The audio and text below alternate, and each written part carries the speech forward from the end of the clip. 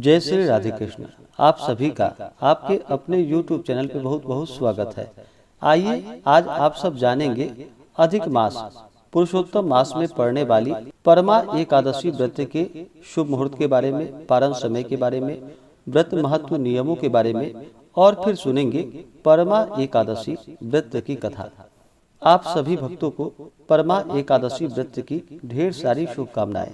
आप सभी के जीवन में लक्ष्मी नारायण की कृपा से आप सभी को सभी प्रकार के सुख और समृद्धि की प्राप्ति हो। इस बार परमा एकादशी का व्रत जो कि 12 अगस्त 2023 दिन शनिवार को किया जा रहा है।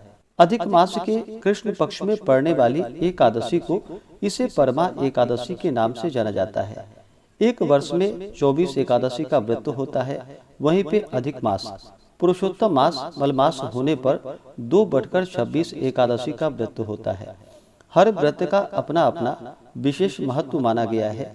इसी प्रकार से अधिक मास पुरुषोत्तम मास में पड़ने वाली परमा एकादशी व्रत का अपना विशेष महत्व माना गया है। अधिक मास जो कि सभी महीनों का राजा कहलाता है। यह मास जो कि भगवान पुरुषोत्तम भगवान श्री कृष्ण को अति प्रिय होता है। जो भी सच्ची श्रद्धा के साथ नियम और निष्ठा के साथ अधिक मास की परमा एकादशी का व्रत करते हैं तो यह व्रत जो कि बड़ा ही पुण्य फलदायी माना गया है। इस व्रत को रखने से अनंत फलों की प्राप्ति होती है। एकादशी का व्रत जो कि भगवान विष्णु भगवान श्री कृष्ण को अति प्रिय होता है। यह व्रत पाप नाशिनी है। यह सभी प्रकार के पापों को नष्ट करने वाली है और जब व्यक्ति के पाप और ताप नष्ट होते हैं तभी उनके पुण्यों का उदय हो पाता है। उसके बाद ही सांसारिक सुखों की प्राप्ति हो पाती है। परमा एकादशी व्रत में जो कि पंचरात्रि व्रत का विधान भी बतलाया गया है, जो कि 10वीं एकादशी, द्वादशी, त्रयोदशी, चतुर्दशी और अमावस्या तक इन 5 दिनों तक नियमों का अगर पालन करते हैं, 5 दिनों तक किसी मंदिर देवालय में आदि जगहों पर दीप आदि का दान करते हैं तो यह अनंत गुना पुण्य फलदायी माना गया है। पंचरात्रि जो भी व्रत करने वाले हैं उन्हें एक समय जो कि भोजन के लिए समय बांध लेनी चाहिए। आप प्रत्येक दिन 10वीं से लेकर के अमावस्या तिथि तक शाम के समय में भगवान का पूजन संपन्न करने के बाद हविष्यान्न भोजन ग्रहण कर सकते हैं। जो भी एकादशी का व्रत करते हैं उन्हें एकादशी व्रत के लिए 10वीं के दिन से व्रत में नियमों का पालन करना चाहिए। 10वीं तिथि के दिन सूर्यास्त होने से पहले ही भोजन ग्रहण कर लेनी चाहिए। रात्रि ब्रह्मचर्य का पालन करते हुए एकादशी व्रत का स्मरण करते हुए सोना चाहिए। एकादशी तिथि के दिन सुबह उठ करके नित्य क्रियाओं से निवृत्त हो करके गंगा नदी में या घर के नहाने के पानी में थोड़ा सा गंगा जल मिला करके स्नान करना चाहिए। शुद्ध वस्त्र धारण करके व्रत का संकल्प लेना चाहिए और भगवान विष्णु भगवान श्री कृष्ण से प्रार्थना करनी चाहिए कि हे भगवान, आज मैं परमा एकादशी का व्रत करने जा रहा हूँ या करने जा रही हूँ। इस प्रकार से भगवान से प्रार्थना करे कि मेरे सभी प्रकार के दैहिक, दैविक और भौतिक पाप नष्ट हो जाएं। आपके मन में जो भी इच्छा हो, जो भी कामना हो वह प्रभु से कहें। और एकादशी तिथि के दिन जो कि दिन रात्रि उपवास रहते हुए व्रत को धारण करना चाहिए। जो उपवास नहीं रह पाते हैं, जिनका स्वास्थ्य सही ना हो, तो आप एक समय फलाहार ग्रहण करके व्रत को धारण करें। परमा एकादशी के व्रत में इस दिन विशेष प्रकार से भगवान विष्णु, माता लक्ष्मी, श्री राधा कृष्ण और भगवान विष्णु के नरोत्तम स्वरूप का पूजन किया जाता है। इस दिन भगवान का पूरे विधि विधान के साथ एकादशी तिथि के दिन सुबह और शाम के वक्त पूरे विधि विधान के साथ भगवान का पूजन करें। एकादशी व्रत का कथा श्रवण करें। इस दौरान तामसिक वस्तुओं का प्रयोग बिल्कुल भी नहीं करना चाहिए। ब्रह्मचर्य का पालन करना चाहिए। व्रत के दौरान किसी के ऊपर क्रोध नहीं करनी चाहिए। अपने मन में किसी के प्रति ईर्षा या द्वेष का भाव नहीं लाना चाहिए।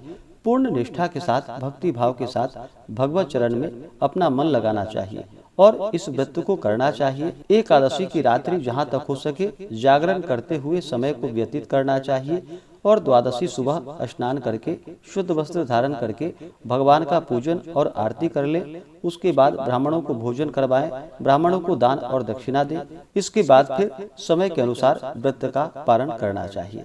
तो आइए जानते हैं परमा एकादशी व्रत के शुभ मुहूर्त के बारे में, पारण समय के बारे में। उसके बाद फिर सुनेंगे परमा एकादशी व्रत की कथा। एकादशी तिथि प्रारंभ समय 11 अगस्त 2023 दिन शुक्रवार सुबह 7:37 और एकादशी तिथि की समाप्ति होगी 12 अगस्त 2023 दिन शनिवार को सुबह 8:03 पे। तो शुद्ध रूप से द्वादशी युक्त और सूर्योदय व्यापनी के अनुसार जो समय प्राप्त हो रहा है वह समय सभी 12 अगस्त 2023 दिन शनिवार को सभी व्रत को धारण करेंगे और 11 अगस्त को 10वें दिन के नियमों का पालन करेंगे और इस व्रत का पारण जो कि 13 अगस्त 2023 दिन रविवार को व्रत का पारण किया जाएगा। पारण का जो समय होगा वह समय 13 अगस्त को सुबह 6:13 से सुबह 8:13 तक व्रत का पारण किया जाएगा। द्वादशी तिथि की जो समाप्ति है वह 13 अगस्त को सुबह 8:57 पे। एकादशी व्रत का जो पारण किया जाता है यह पारण हरिवासर समाप्त होने के बाद करना चाहिए।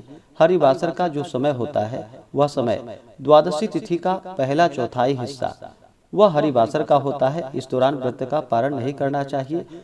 हरिवासर समाप्त होने के बाद व्रत का पारण करना चाहिए। एकादशी तिथि के दिन 12 अगस्त को जो राहु काल का समय होगा वह समय सुबह 8:46 से सुबह 10:24 तक और 13 अगस्त को शाम 4:57 से शाम 6:35 तक राहु काल का समय होगा। राहु काल समय के दौरान कोई भी शुभ कार्य या पूजन आदि का कार्य नहीं करना चाहिए। यह लाभप्रद नहीं होता है, इस बात का ध्यान रखें। तो जो भी एकादशी का व्रत रखने वाले हैं वो सभी 11 अगस्त को 10वें दिन नियमों का पालन करेंगे, 12 अगस्त को एकादशी का व्रत धारण करेंगे और 13 अगस्त को व्रत का पारण किया जाएगा। तो आइए अब सुनते हैं परमा एकादशी व्रत की कथा।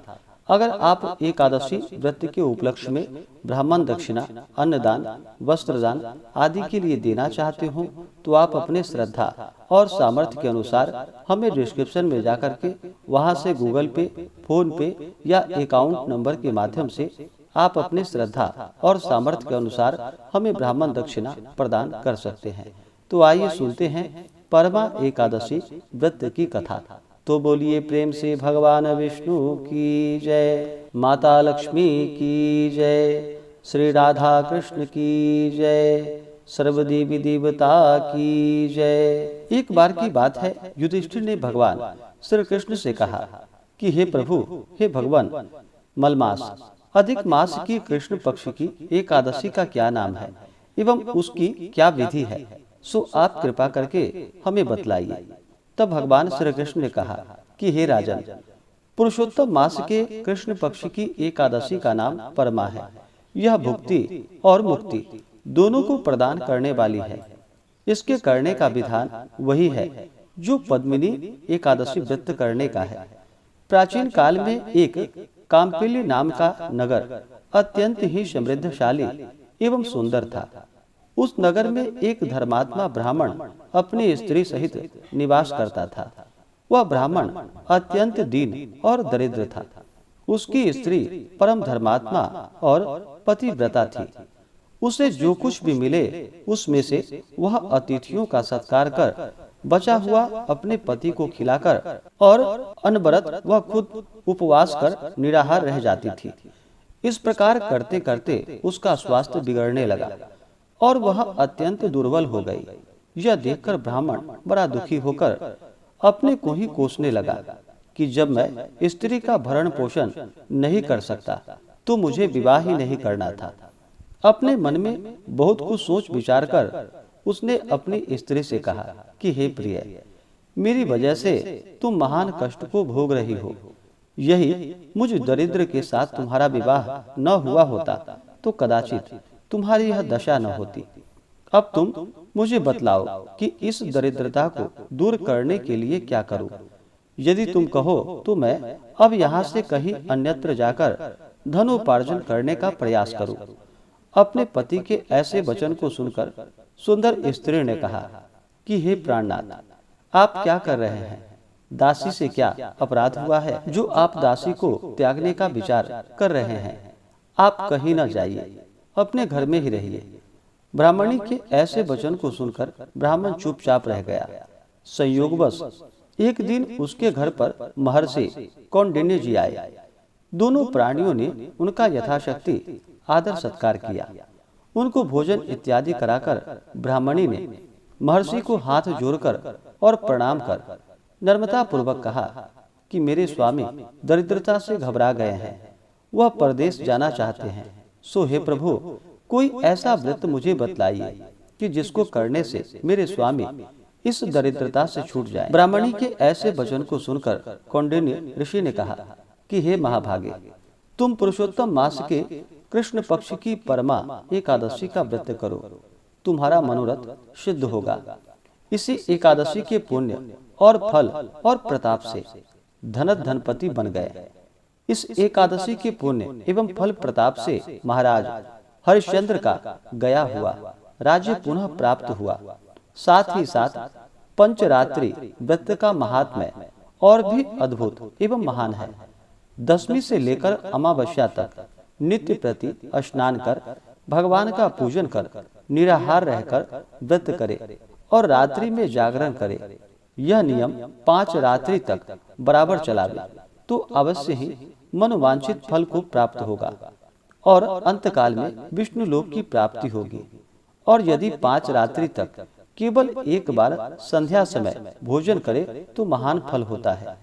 विद्वान ब्राह्मण को तिल पात्र दान करने से पात्र में जितने तिल होते हैं उतने वर्ष पर्यंत स्वर्ग सुख भोग करने का फल प्राप्त होता है। अस्तु, तुम भी अपने पति के साथ मिलकर इस व्रत का अनुष्ठान करो, तुम्हारी कामना अवश्य पूर्ण होगी। महर्षि जी के कथा के अनुसार दोनों ने परमा एवं पंचरात्रि व्रत यथा रीति रिवाज से धारण किया। पंचरात्रि होकर जिस समय प्रभात हुई और वे लोग व्रत का पालन कर चुके, उसी वक्त उनके पास एक राजकुमार आ उपस्थित हुआ और उन्हें राज सम्मान के साथ ही साथ सुंदर सामग्रियों से भरे उत्तम भवन एवं अतुल धन राशि तथा जागीर प्रदान किया। पंचरात्रि व्रत के प्रताप से वह ब्राह्मण और ब्राह्मणी इस लोक में महान सुख और संपत्ति को भोग कर अंतकाल में विष्णु लोक को गए। भगवान श्री कृष्ण बोले कि हे राजा, जिसने परमा का व्रत कर लिया उसको पुष्कर, गंगा एवं अन्य तीर्थों की क्या आवश्यकता है? गया जी में श्राद्ध करने की क्या जरूरत है? यह सब महान फल तो परमा के करने से ही प्राप्त हो जाएंगे। जिस प्रकार द्विपदों में ब्राह्मण, चतुष्पदों में गाय और देवता में इंद्र श्रेष्ठ हैं, उसी प्रकार महीनों में मलमास श्रेष्ठ कहा गया है। उसके अंतर्गत 5 रात्रि और भी महान पुण्यों को देने वाली है। उससे भी अधिक पुण्यप्रद और अक्षय फल देने वाली पद्मिनी और परमा नाम की एकादशी है, क्योंकि 84 लाख योनियों में भ्रमण करने के बाद मनुष्य योनि में जन्म बड़े भाग्य से मिलते हैं। इसलिए बलपूर्वक सभी को पुण्य संचित करनी चाहिए। हे राजा, आपने जो प्रश्न मुझसे किया था उसका उत्तर मैंने आपको दिया। अब आप भी श्रद्धा भक्ति समेत परमा एकादशी का व्रत को करें, इससे आपके सभी प्रकार के मनोरथ सिद्ध होंगे। तो बोलिए प्रेम से भगवान विष्णु की जय, माता लक्ष्मी की जय, श्री राधा कृष्ण की जय, एकादशी माता की जय, सर्वदेवी देवता की जय। इसी प्रकार से जो भी भक्त सच्ची श्रद्धा के साथ, नियम और निष्ठा के साथ परमा एकादशी का व्रत करते हैं, भगवान का पूजन करते हैं, कथा श्रवण करते हैं, व्रत में नियमों का पालन करते हैं, तो भगवान श्री कृष्ण भगवान विष्णु की कृपा से उनके सभी प्रकार के पाप और ताप नष्ट हो जाते हैं तथा सभी प्रकार के सुख और समृद्धि की प्राप्ति होती है और अंत समय में भगवान विष्णु के लोक की प्राप्ति होती है। तो आशा करता हूँ कि यह जानकारी आपको अच्छा लगा हो। इसी प्रकार से ज्ञानवर्धक जानकारियाँ प्राप्ति के लिए चैनल पे अगर आप नए हैं तो चैनल को लाल बटन दबा करके सब्सक्राइब करें, साथ में बेल आइकन घंटी को दबाएं ताकि मेरे वीडियो का नोटिफिकेशन आपको समय से मिलता रहे। वीडियो को लाइक करें, शेयर करें, सुखी रहें और स्वस्थ रहें। जय श्री राधे कृष्ण। धन्यवाद।